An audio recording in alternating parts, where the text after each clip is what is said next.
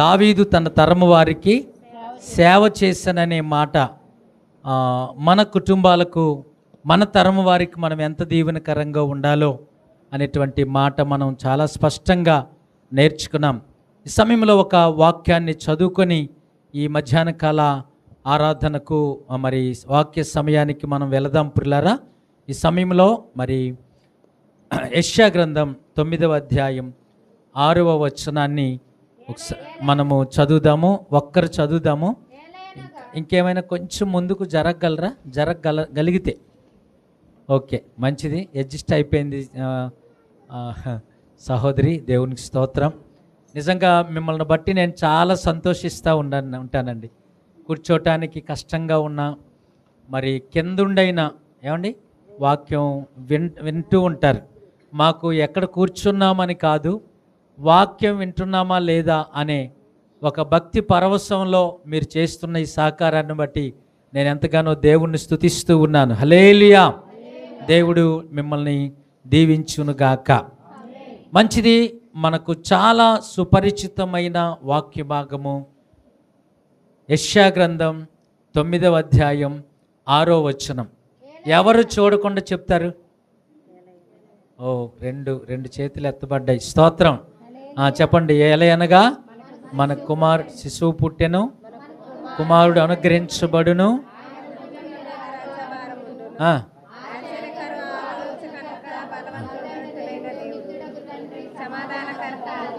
ఆమేన్. హల్లెలూయా. ఈ ప్రవచనాన్ని మనం క్రిస్మస్లో వింటూ ఉంటాం కదండి. అయితే ఈ ప్రవచనం క్రిస్మస్ అనేటువంటిది మరి ఆ పండగ వచ్చింది కాబట్టి ఈ వాక్యం రాలా. ఈ క్రిస్మస్ యేసుక్రీస్తు వారు పుట్టిన తర్వాత క్రిస్మస్ వచ్చింది, అవునా కదండి. దానికోసం ఈ వచనం రాలా. పిల్లరా, ఇది కొన్ని వందల సంవత్సరాల క్రితం యెషయా అనే ప్రవక్త రాశాడు. పిల్లరా, యెషయా ప్రవక్త ఉన్న కాలంలో యెరూషలేము తరమబడింది. ఏం చేయబడిందని? ఇశ్రాయేలీల యొక్క 12 గోత్రాలు తరమబడ్డారు. వారికి ఒక సొంత దేశం అనేది లేదు. అలాంటి పరిస్థితుల్లో నా ప్రియ దేవుని బిడ్డలారా, ఏం చెయ్యాలో తోచని పరిస్థితి. సహాయకులు ఎవరు లేరు. ఇప్పుడు ఫర్ ఎగ్జాంపుల్ తమ్ముడు నెహెమ్యా ఉన్నాడు, వెస్లీ ఉన్నాడు. మేమంతా ఒక దేశస్తులమే, కానీ ఆయన వేరే దేశానికి పోయాడు, ఈయన వేరే దేశానికి పోయాడు. నాకు కష్టం వచ్చింది. నాయనా తమ్ముడా నెహెమ్యా, నా రక్త సంబంధికుడా వెస్లీ, నాకు ఏదైనా మేలు చేయి నాయనా అని అంటే, నా సావే ఇక్కడ నేను సస్తున్నా, ఇక నేనేం చేశాను నీకు అన్న పరిస్థితులే తప్ప, ఏమండి అన్న పరిస్థితులే తప్ప ఒకరికొకరు ఆదరించుకోలేనటువంటి పరిస్థితులు ఆ రోజులు ఉన్నాయి. బతుకు జీవుడా అంటూ రకరకాలుగా చెదిరిపోయి బ్రతుకుతున్నటువంటి ఆ ప్రజానికానికని ఎవరు ఆదరిస్తారండి? ఇలా ఆలోచిస్తున్న ప్రజలకి మీకు ఒక మంచి భవిష్యత్తు ఉందని ఎవరు చెప్తారండి? అమ్మా ఏడవద్దు, మనల్ని రక్షించేవాడు వస్తాడు. ఈ పరిస్థితుల నుండి ఎలా తప్పించుకోవాలో ఆలోచన చెప్పేవారు లేక, ఏమండి ఇప్పుడు మనకు దైవజనం లేరు అనుకో, మనం అన్యులమే అనుకో, ఎక్కడికి వెళ్తాం మనం? టింగ్ టింగ్ టింగ్ టింగ్ టింగ్ టింగ్. ఏంటది? జరిగేది చెప్దాం, ఉన్నది ఉండేటట్టు చెప్తాం, బెజవాడు కనకదుర్గమ్మ రాయిగాను అంటారా లేదండి? టింగ్ టింగ్. అమ్మో ఇట్రా చెయ్యిచ్చా, ఏమిస్తామండి? చెయ్యి. ఓలమ్మ ఎట్ట బతుకుతున్నావమ్మా, రూపాయి వస్తే నువ్వు పావలే ఉంటుందమ్మా, 30 పావల గాలికి ఎగిరిపోతుందమ్మంటే అందరి జీవితాల్లో అదే జరిగేది. అందరి జీవితాల్లో, అవునా కదండి? ఎవరింట్లోనైనా పావలే మిగులుతుంది, 30 పావలు ఖర్చులు ఉంటాయి కదా. అమ్మ ఉన్నదాన్నే చూపించి భయపెట్టేటువంటి ఆ తంత్రగాళ్ళు, మంత్రగాళ్ళు పిల్లరా మన మధ్యలో సంచరిస్తూ ఉంటారు. లేనిది ఉన్నట్టుగా చెప్పి భ్రమపరుస్తూ ఉన్నటువంటి వారి మధ్యలోకి పోయారు ఇశ్రాయేలు ప్రజలు. కర్ణ పిచాచి వారిని ఆశ్రయించారు, విగ్రహారాధకుని ఆశ్రయించారు. ఎందుకంటే ఆదరించువారు ఎవరు లేరు. ఏమంటే ఆదరించువారు ఎవరు లేరు. అందుకని నా ప్రియమైన దేవుని బిడ్డలారా, ప్రజలు చెల్లాచెదురు అయిపోతున్నటువంటి ఆ తరుణములో నా ప్రియమైన దేవుని బిడ్డలారా, దేవుని యొక్క సన్నిధిలో మనం ఒకసారి జ్ఞాపకం చేసుకున్నట్లయితే, దేవుడు యెషయా ప్రవక్తను పిలిచి ఈ మాట చెప్పించాడు. స్తోత్రం చెప్పండి, స్తోత్రం చెప్పండి. ఏలయనగా మనకు ఒక కుమారుడు పుట్టెను. ఆయన ఎవరు? ఒక్కటి చెప్పండి. ఆలోచన కర్త. ఒకటి చెప్పండి. ఆలోచన లేని ప్రజలకు ఆయన ఆలోచన కర్త. ఇప్పుడు ఎంతమంది నాకు ఒక మంచి ఆలోచన ఇచ్చి నడిపిస్తే బాగుండన్న వారు ఉన్నారు? చేతులు ఎత్తండి. నా దేవుడు ఇస్తాడు ఉచిత ఆలోచన. స్తోత్రం.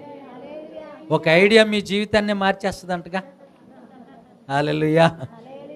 ఏమ్మా నయోమి, ఒక ఐడియా నీ జీవితాన్నే మార్చాలి. ఈరోజు మన జీవితాలు నిజంగా మార్చే దేవుడు ఒక ఆయన ఉన్నాడు. స్తోత్రం, హల్లెలూయా.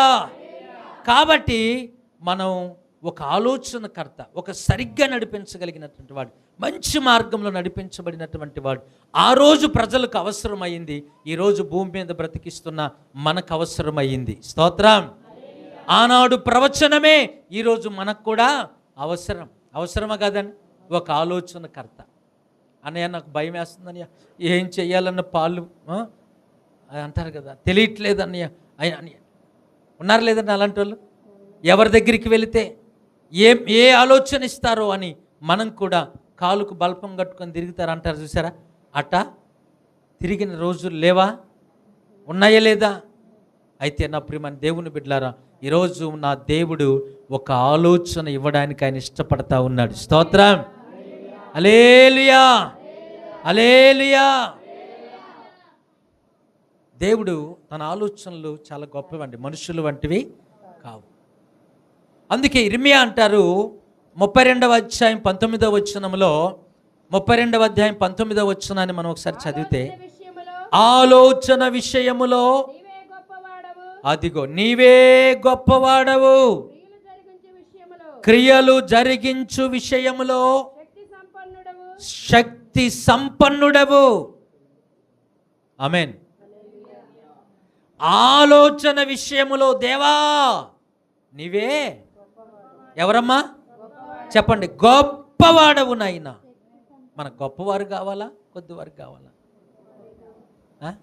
మనం ఇల్లు కట్టాలంటే మనకు తెలీదు. ఆడి దగ్గరికి వెళ్ళేది ఏందులని మనమే కట్టుకుంటామా? చెప్పండి, కట్టుకుంటామా? కట్టుకోలేం. అందుకనే ఒక ఆలోచన విధానాన్ని మనకు అనుగ్రహిస్తున్న ఆ దేవాతి దేవుడు చెప్తున్న మాట ఏంటంటే, అతని కంటే ఆలోచన ఇచ్చేవారు ఎవరు లేరు. ఆయన ఆలోచన నేర్పించేవాడు, ఆయన ఆలోచన ఇచ్చేవాడు. ఆయన ఆలోచన ఎలాంటిదంటండి? గొప్పవి. 92వ కీర్తన 5వ వచనాన్ని మనం ఒకసారి చదివితే, 92వ కీర్తన 5వ వచనాన్ని మనం చదివితే, ప్రభువా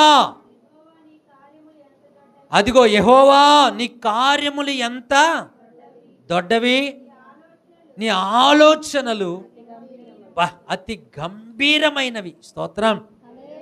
నీ ఆలోచనలు అతి గంభీరమైనవి. స్తోత్రం.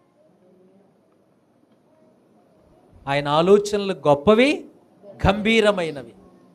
ఆయన ఆలోచనలు ఎలాంటివి? సృష్టిని చూస్తే యేసయ్య ఎవరో చెప్పేస్తూ ఉంటుంది. నిన్నెందుకు కలుగు చేశాడో ఆయనకి తెలుసు. ఆయన అంటాడు, ఉదయకాల సమయంలో కూడా కొన్ని విషయాలు చెప్పాను నేను. ఆయన మన గురించి సంకల్పించిన సంకల్పాలు అవి మేలైనవే కానీ కీడైనవి కాదు. స్తోత్రం. ఆయన ఒక విషయంలో సంకల్పిస్తే ఆయన ఆలోచన ఎంతో, చూడండి పిల్లరా, మానవ జాతికి రక్షణ అవసరమని ఆది కాండములోనే ఒక రక్షకుణ్ణి దేవుడు సిద్ధపరిచాడు. స్త్రీ ఒక కుమారుణ్ణి కంటదని ఆది కాండంలో చెప్పాడా లేదండి? ఎలా చెప్పాడు చెప్పండి? నీకును నీ సంతానమునకును స్త్రీ సంతానమునకును వైరం అన్నాడు. అక్కడే స్త్రీ సంతానం అంటే, స్త్రీ సంతానం అంటే అర్థం ఏంటి? పురుషుని ప్రమేయం లేకుండా స్త్రీ కడుపులో పుట్టిన వాళ్ళే స్త్రీ సంతానం. మరి ఆది కాండము నుండి యేసు ప్రభు పుట్టిన వరకు స్త్రీ సంతానం అనబడిన వారు ఎవరైనా ఉన్నారా? ఉన్నారండి? లేరు. మరి ఎప్పటి నుండో అమెరికాలో పురుషులు స్త్రీలు పెళ్లి చేసుకుంటున్నారంట. వారికి పిల్లలు కలిగినట్టు లేదు. ఉందా? స్త్రీలు పిల్లలు, పురుషులు వివాహాలు చేసుకుంటున్నారండి అమెరికాలో. ఇక్కడ కాదులేండి. వారికి పిల్లలు కలిగారా? లేదు. కానీ స్త్రీ సంతానము అంటే ఎవరు అని అంటే మన ప్రభువైన రక్షకుడైన యేసు మాత్రమే. ఎప్పుడో కన్యక గర్భవతి కుమారుని కని అతడికి యేసు అని పేరు పెడతారనేటువంటి ఆ ప్రవచనం ఎప్పుడో దేవుడు ఆదిలోనే అది అలాంటి సంకల్పాలండి ఆయనవి. ఆమెన్. అలాంటి సంకల్పాలు. గొర్రెల దొడ్లో పెట్టిన దావీదుని అక్కడ ఎందుకు పెట్టాడు దేవుడు? అదొక సంకల్పం అంతే. ఏమండి? ఒక్కొక్కరిని ఒక్కొక్క విధంగా దేవుడు సంకల్పించి ఈరోజు నిన్న ఆ స్థితిలో ఉంచాడు. అది సంకల్పం అంతే. స్తోత్రం. హల్లెలూయా. సూసన్ను తీసుకెళ్ళి తమిళనాడులో పెట్టాడు. ఎందుకంటే అది దేవుడి సంకల్పం. హల్లెలూయా. ఎస్తేరుని తీసుకెళ్ళి సింహాసనం మీద అదే రాజు దాంట్లో పెట్టాడు. అది దేవుని సంకల్పం. ఆమెన్. ఎక్కడో విజయనగరం ఉన్న మమ్మల్ని ఇక్కడ తీసుకొచ్చి పెట్టాడు. అది దేవుని సంకల్పం. పిల్లరా, ఇవి దేవుని సంకల్పాలే. ఇవి ఆయన ఆలోచనలు. ఆమెన్. ఆయన ఆలోచనలు చాలా గంభీరమైనవి, గొప్పవి. నన్ను ఇక్కడ తీసుకొచ్చినప్పుడు ప్రభువా నన్ను ఎందుకు ఇక్కడ తీసుకొచ్చావు? మా పాశ్రమ గారు ఈస్ట్ గోదావరి జిల్లా వచ్చారండి. బాగున్నారండి, ఎలా ఉన్నారండి అనేది. అండి అబ్బో, అసలు మేము 12వ లైన్లో ఉన్నామండి. ఆ పక్కన వీళ్ళు మాకు పరిచయం అయ్యి వాళ్ళు కూడా ఆమెని పలకరించేటప్పుడు గుంటూరు భాషలో పలకరించేవారు కాదు. ఏమండి పాస్టర్ గారండి, బాగున్నారండి అనేది. వాళ్ళు ఎక్కిరిస్తున్నారేమో అనుకునేది ఈమె. అంటే ఇలా మాట్లాడితే ఆమెకు అర్థం అవుతుందని వాళ్ళు అనుకునేవాళ్ళు. పాస్టర్ గారు ఏమనుకునేవాళ్ళు అంటే నన్ను ఎక్కిరిస్తున్నారేమో. రాజేశ్వర అంటే ఒక ఉందండి, సరిగ్గా అంత లావు, అంత ఎత్తు ఉంటుంది. బండి ఆమె నన్ను చూసేవాడిని ఇట్ట 2 ఏళ్ళు పెట్టి నెట్టుకెళ్ళిపోతూ ఉండేది. కూరగాయల బండి ఎట్టే చెయ్యి కూడా ఇది నెట్టుకెళ్ళిపోతూ ఉండేది. ఆంటీ చాలా మంచి ఆంటీలండి.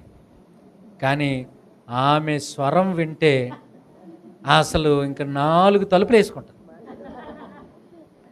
అందరూ పాస్టమ్ గారు, మేరమ్మ గారు అని అంటుంటే ఆమె ఇంటి దగ్గరికి వచ్చి మేరే అనేది.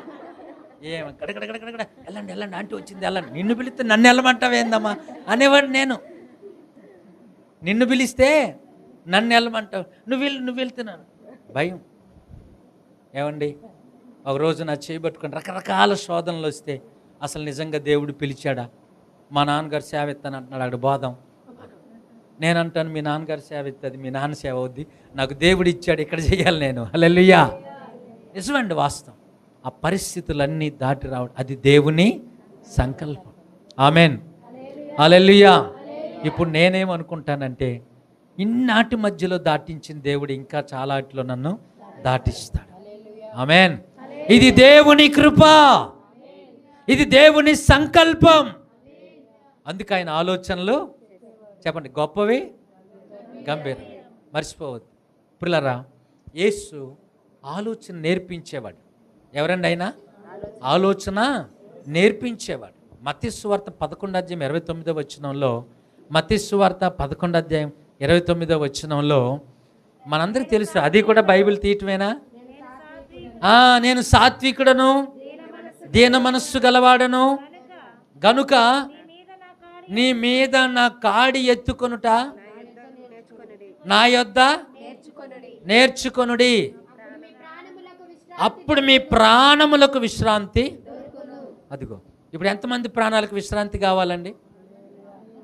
అంటే ఈ లోకాన్ని వదిలి వెళ్ళటం కాదు నేను అనేది. మళ్ళీ అన్న మీరు అట్ట అంటే అట్టనా అనుకునేరు కనుక అట్టకాదు, ఇక్కడ ప్రాణాలు విసిగిపోతున్నటువంటి మనకి ఎంతమంది విశ్రాంతి కావాలి. స్తోత్రం, హల్లెలూయా, హల్లెలూయా. అదే ఆ విశ్రాంతి ఎలాగో నేర్పిస్తాడంట. రండి నా దగ్గరికి వచ్చి ఏమి నేర్చుకోవాలి? ఏముందండి అక్కడ?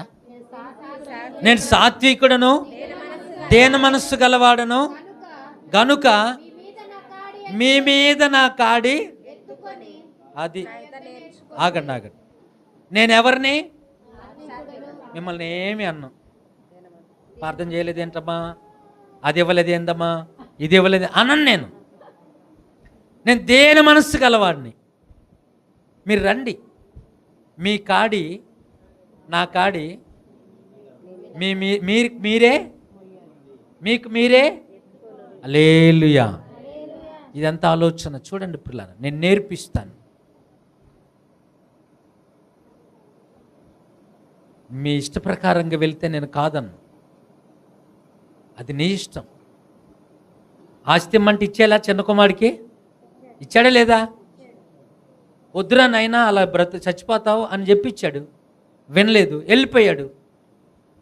తిరిగి బుద్ధి వచ్చినాక వచ్చాడు, చేర్చుకున్నాడు తండ్రి. స్తోత్రం.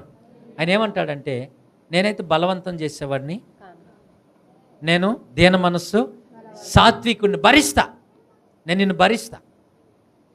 అయితే నీకు నీవుగా, నీ మార్పు కోసం, నీ ప్రాణ ప్రశాంతత కోసం, నీ దీవెన కోసం, ఆమెన్, నీ దీవెన కోసం, నీ సంతోషం కోసం, నీ కుటుంబ క్షేమాభివృద్ధి కోసం నువ్వే వచ్చి నా దగ్గరికి వచ్చి, కాడే మరి ఇది ఏంటండి? ఏ కాడి? యేసుప్రభు నమ్ముకుంటే తిడతారు, యేసుప్రభుని నమ్ముకుంటే ఓ భక్తురాలు బయలుదేరింది అంటారు, యేసుప్రభుని నమ్ముకుంటే దిగిపోయింది ఆ మతంలో అంటారు, ఏదో అంటారు. అయితే ఎత్తుకో, నీ ఇష్టం, నువ్వు ఎత్తుకో. నీ ప్రాణములకు ప్రశాంతి ఇచ్చే బాధ్యత నాది. స్తోత్రం. ఇది ఆయన నేర్పిస్తాను అంటున్నాడు. నువ్వు రా, నన్ను అనుసరించు. నా కాడి మోయటం, నా నామాన్ని భరించడం, నా నామము కొరకు నీవు ఆశపడటం నేర్చుకో.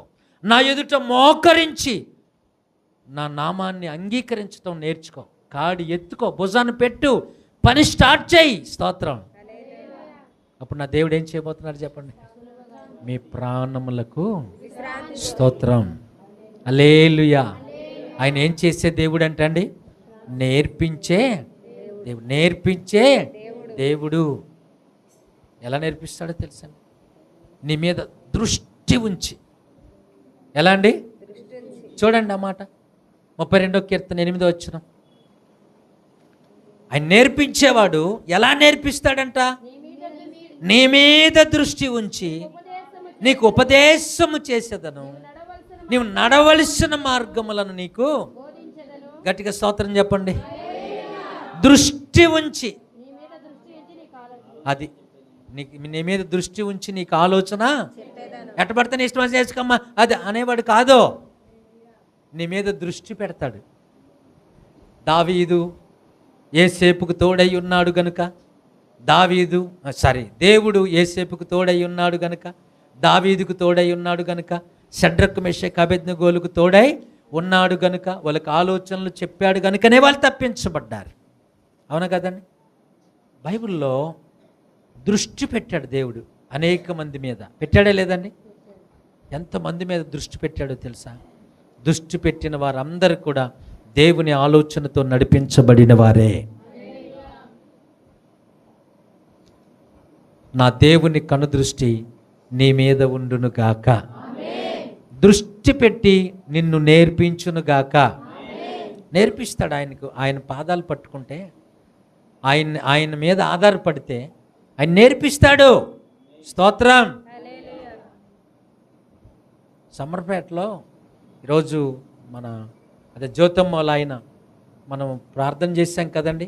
వాళ్ళ ఎకరం పొలం, ఏమండి ఎకరం పొలం వేరే వాళ్ళు వీళ్ళ మీద పట్టా ఉన్నప్పటికీ వేరే వాళ్ళు రాయిపించుకోండి. ప్రార్థన అండి. నేను అన్నాను, అయ్యా దేవుణ్ణి వదలొద్దు, కుటుంబం అంతా దేవునిలో ఉండండి, మేలు చేస్తాడు. ఆయన దగ్గరికి వెళ్తే మనల్ని త్రోసివేసేవాడు. ఈరోజు సత్తెనపల్లిలో ఎకరం పొలం అంటే మాటలండే చెప్పండి. 15 సంవత్సరాల పోరాటం అంటది. ఎన్ని సంవత్సరాలు? 15 సంవత్సరాల పోరాటం. ఈరోజు వచ్చి అన్నయ్య వాళ్ళ ఫ్యామిలీ అంతా వచ్చి, అన్నయ్య చర్చికి మేము పెయింట్లు వేసేస్తామండి, మేము ఆ ఖర్చులతో వేసేయండి అమ్మా, వేసేయండి. నా మందిరం కాదు, నా ఇల్లు కాదు, దేవుని ఇల్లు. దేవుని ఇల్లుకి చేస్తే దేవుడే మిమ్మల్ని ఇంకా దీవిస్తాడు. ఎక్కడెక్కడ దాచి మరుగై ఉన్నవన్నీ చేస్తూ ఉంటాడు. స్తోత్రం. ఎక్కడని మీ కొరకు మరుగై ఉన్నాయో, మీవని ఉన్నాయో అవన్నీ దేవుడు ఇస్తాడు. చేయండి, దేవుని పని చేయండి, మీ పని దేవుడు చేస్తాడు. అన్యాయస్తుడు కాదు. కాబట్టి ఆయన దృష్టి ఉంచి కార్యాలు చేస్తాడు. వాక్యంలో సెలవిస్తూ ఉంది. ఈ సమయంలో ప్రియులారా, ఈ ఆలోచనలు దేవుని నుండి మనం ఎలా పొందగలం? దేవుడు ఆలోచన చెప్తానంటున్నాడు కదా, ఎలా పొందగలం అండి? ఎంతమంది దేవుని ద్వారా ఆలోచనలు పొందాలనుకుంటున్నారు? మీకు అర్థమవుతుందా? ఆయన ఆలోచనకర్త. ఒకటి, అన్ని నెంబర్లు చెప్పలేదు కదా మీకు. ఆయన ఆలోచన కర్త. అయితే ఆయన ఆలోచనలు ఎట్లుంటాయి? 2 గొప్పవి, గంభీరమైనవి. అయితే ఈ ఆలోచనలు గంభీరమైనవి ఆయన దగ్గర పెట్టుకోలేదు, కానీ మనకు ఆయన నేర్పిస్తానంటున్నాడు. అవునా కదా? ఇప్పుడు నేను అడుగుతున్నాను, ఎంతమంది నేర్చుకోవాలనుకుంటున్నారు? బ్రాడీపేట 2వ లైన్లో ట్యూషన్ సెంటర్ ఉంది, వచ్చేయండి. హల్లెలూయా. అంతేనా? హల్లెలూయా. ఫీజు సరిగ్గా 10,000 తక్కువ, 1,00,000 అమ్మో అంటారా? వాటికైతే వెళ్తాం. యేసయ్య భక్తి, భయము, జీవితము నేర్పిస్తానంటున్నాడు. మన ప్రాణములకు ప్రశాంతత నేర్పిస్తానంటున్నాడు. ఆయన ఇవన్నీ అడగలేదు. కానీ ఏమండి, ఆయన మనకు నేర్పిస్తున్న విధానం ఒక్క 2-3 విషయాలు చెప్తాను. మనం ఎలా ఆ ఆలోచనలు తీసుకోగలం, మనం ఎలా ఆ ఆలోచనలు నేర్చుకోగలం. 1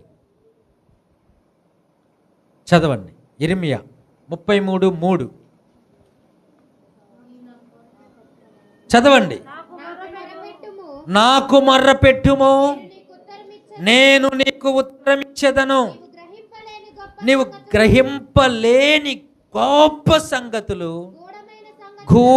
గూఢమైన సంగతులు నీకు తెలియజేసేదను. గట్టిగా స్తోత్రం చెప్పండి.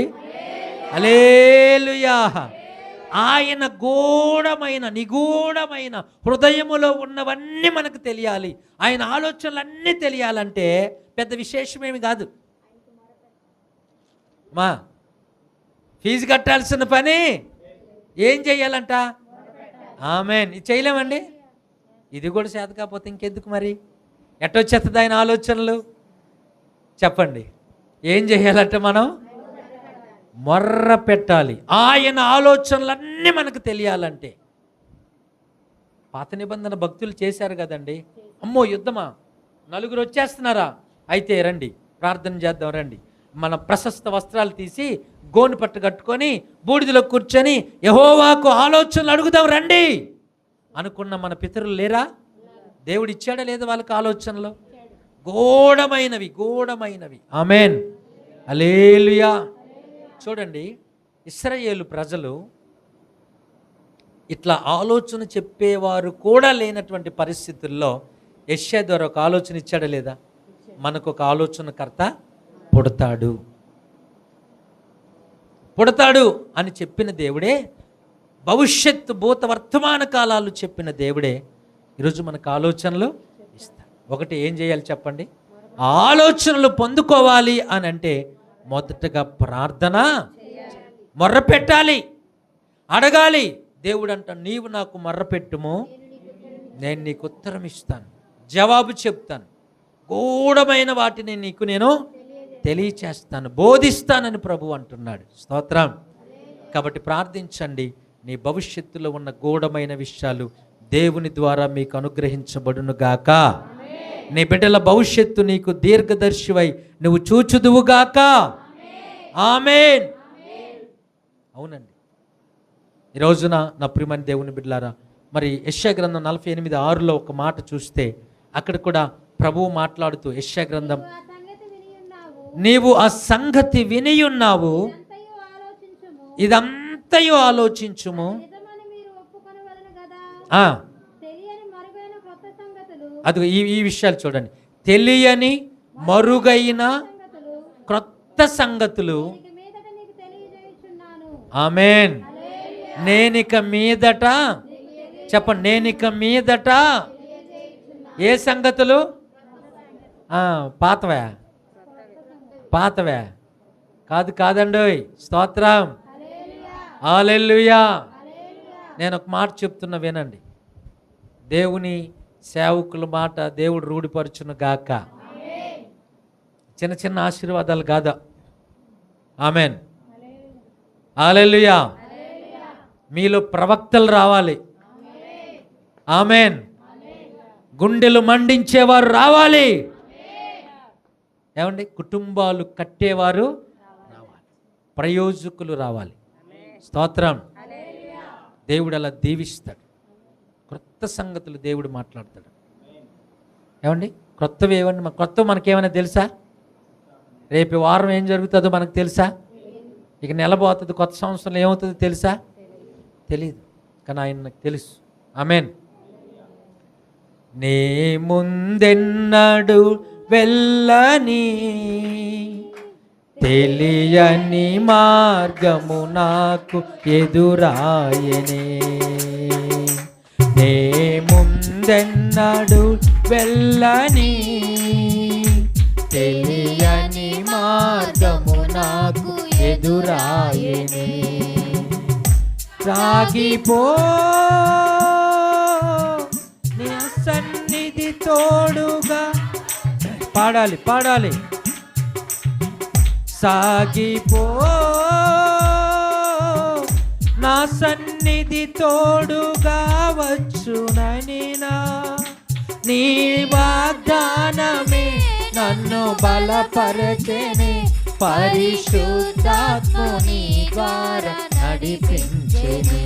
నీ వాగ్దానమే నన్ను బలపరచెనే. పరిశుద్ధాత్ముని ద్వారా నడిపించె. చెప్పండి.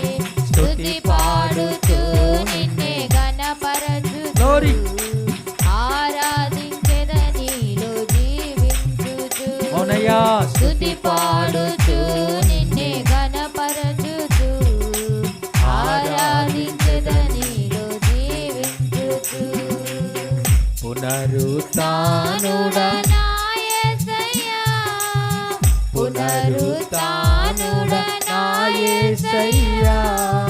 హల్లెలూయా.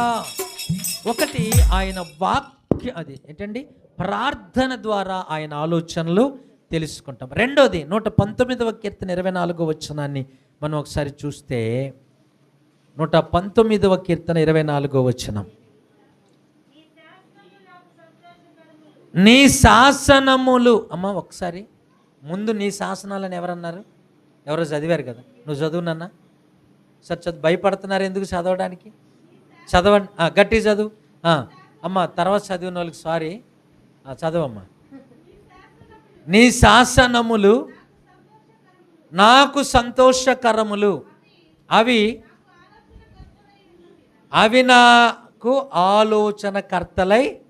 స్తోత్రం చెప్పండి. దేవుని యొక్క వాక్యమే దేవుని ఆలోచన. అర్థమవుతుందండి?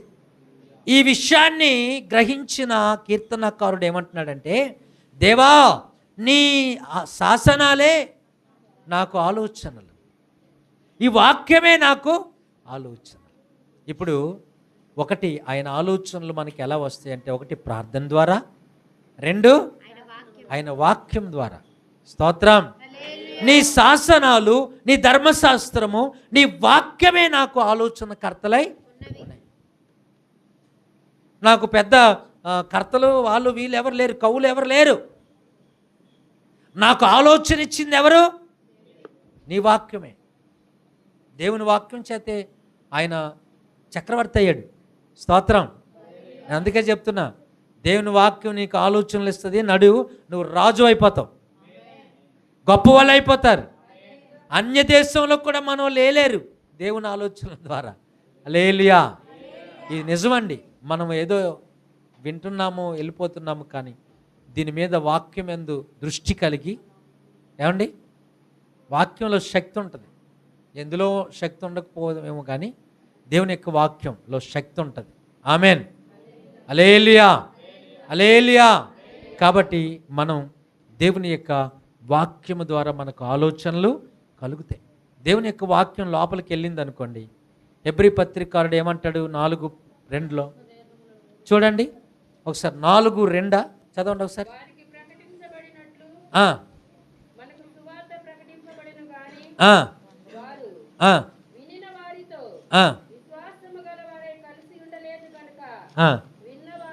దే 12 వచ్చిన చదవండి. దేవుని వాక్యము సజీవమై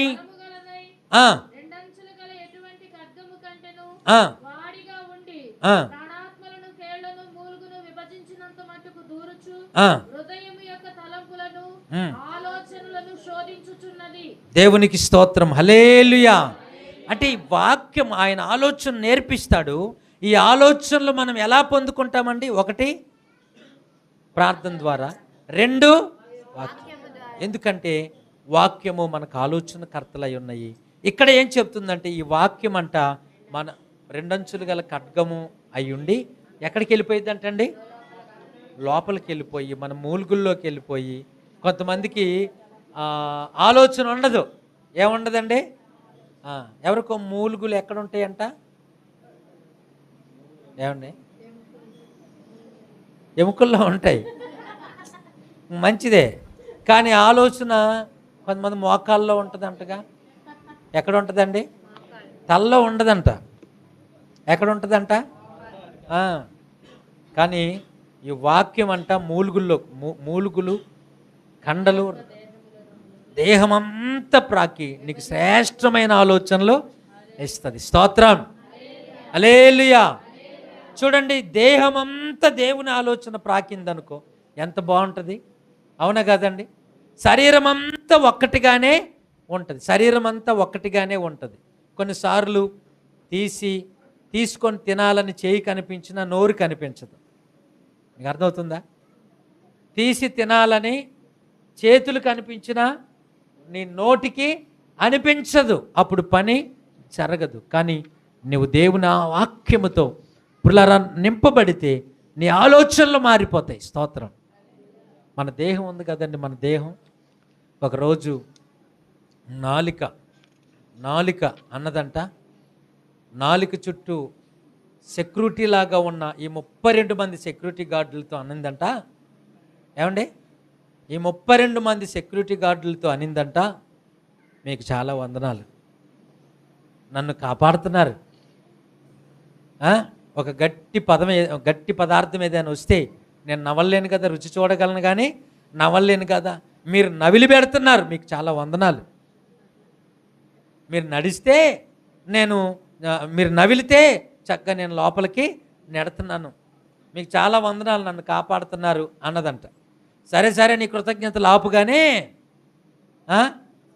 నేను కాపాడుతున్నావు నిజమే, నిన్ను జాగ్రత్తగా చూస్తున్నావు నిజమే, కాస్త మమ్మల్ని కూడా ఆలోచించు మా గురించి అంటే, అయ్యో పాపం నేనేం చేస్తున్నాను, మిమ్మల్ని ఎప్పుడు పొగుడుతూనే ఉన్నాను అని అంటే, ఆ 32 మంది అన్నయ్యంట, కొంచెం మాట్లాడేటప్పుడు జాగ్రత్తగా మాట్లాడమ్మా, లేకపోతే ఆ మాట అనేవారు అందరూ జాగ్రత్తగా మాట్లాడు పళ్ళు రాలుతాయని మమ్మల్ని అంటున్నారు. ఏమంటున్నారు? పళ్ళు రాలితే జాగ్రత్త, మాట్లాడేది నువ్వా, రాలేది మేమా అని అంటున్నారు, కొంచెం జాగ్రత్తగా మాట్లాడమ్మా అన్నాయట. చూసారా? అంటే నాలుక కోసం పళ్ళుకే భయం ఉందంట. ఈరోజు దేవుని యొక్క వాక్యం నీలోకి వెళ్తే అవయవాలన్నీ సహకరిస్తాయి, నీకు ఆ భయమే ఉండదు. మీకు అర్థం అవడానికి చెప్తున్నా. ఆమెన్, హల్లెలూయా, హల్లెలూయా. కాబట్టి నా ప్రియమైన దేవుని బిడ్డలారా, దేవుని యొక్క వాక్యము నరములలో మూలుగులలోకి వెళ్ళి నిన్ను శుద్ధతలోనికి నడిపిస్తుంది. కాబట్టి ఎన్ని చెప్పానండి? 2 సరే 3. నేనైతే 3 చెప్పాను అనుకుంటున్నా. ఓకే, మంచిది, హల్లెలూయా. అయితే దేవుని యొక్క వాక్యము ఏమండి? 1 అంటే నేను మొట్టమొదటి నుండి యేసు ఆలోచనలు గొప్పవి, గంభీరమైనది ఒకటి. రెండోది, యేసు ఆలోచనలు నేర్పిస్తాడు. రెండోది, యేసు ఆ ఆలోచనలు మనకు తీసుకోవాలంటే మనం ఎలా తీసుకోవాలంటే, ఒకటి రెండు, వాక్యము. స్తోత్రం. వీటి వలన మనము యేసు యొక్క ఆలోచనలు మనం తీసుకోగలుగుతాం. ఒకటి ప్రార్థన, రెండు వాక్యం. ఇంకేమీ లేదు. నువ్వు ప్రార్థన చేయటం, ఏమండి, అంతే. నువ్వు వాక్యం చదువు, ప్రార్థన చేయి, నీకు గొప్ప ఆలోచనలు దేవుడు ఇస్తాడు. స్తోత్రం.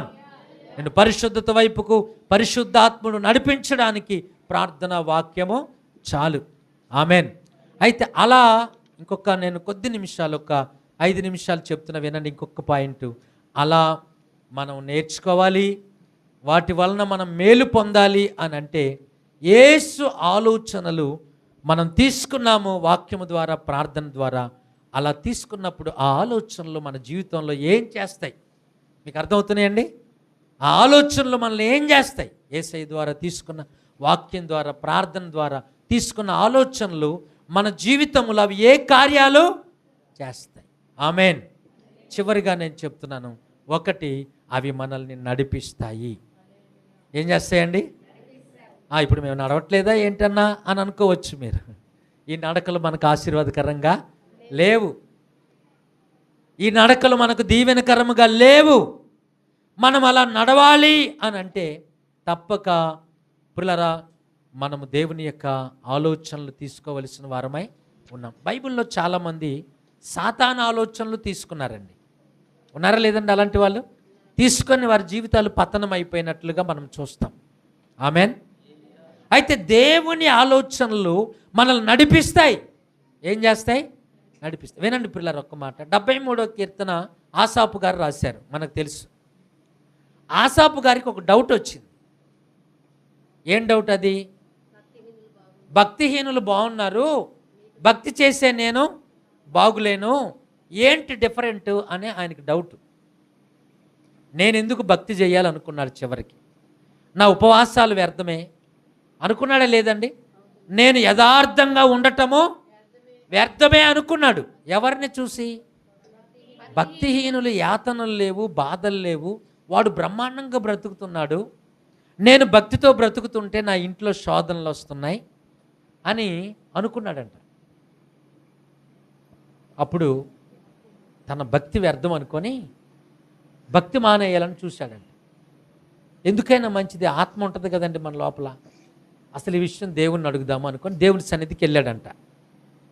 దేవుని సన్నిధానంకి వెళ్ళి అసలు తెగ ఆయాసపడిపోయాడంట. ఏమైపోయాడు?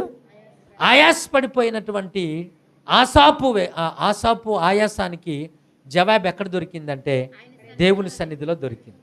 అడిగాడంట దేవుణ్ణి, అయ్యా ఏంటి ఇదంతా, ఏంటి నీ సంకల్పం ఏంటి అని అడిగితే దేవుడు అప్పుడు చెప్పాడంట. ఏం చెప్పాడండి?